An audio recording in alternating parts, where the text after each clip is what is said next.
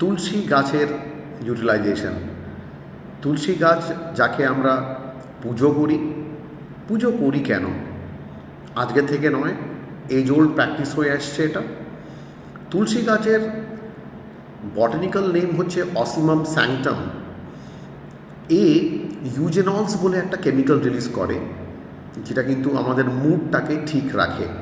কেন কি আজকের দিনে মুড সুইংস এটা নর্মাল হয়ে গেছে। সঙ্গে দেখা গেছে যে কোনো সিচুয়েশনে নিজেকে অ্যাডাপ্ট করার ক্ষমতা তুলসী পাতায় ভীষণভাবে রয়েছে।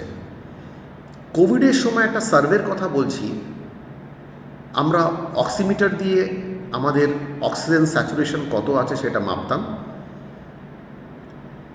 একজন ব্যক্তি তুলসী গাছের সামনে যখনই অক্সিমিটার দিয়ে মাপতেন, দেখা যেত যে তার অক্সিজেন লেভেলটা বেড়ে যেত।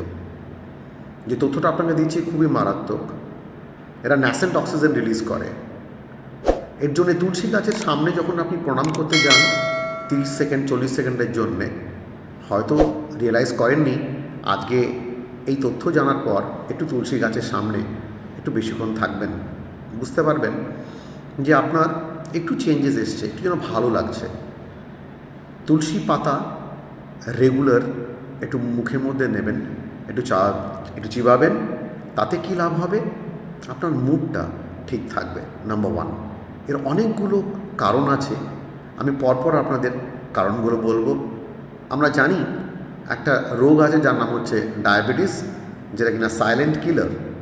তুলসী পাতার রসটা যদি বানিয়ে খান, তাহলে টাইপ 2 ডায়াবেটিসের অনেকটা কমে আসে ব্লাড সুগার লেভেল। অনেকগুলো তথ্য আপনাদের সামনে রাখবো, শুনতে থাকুন।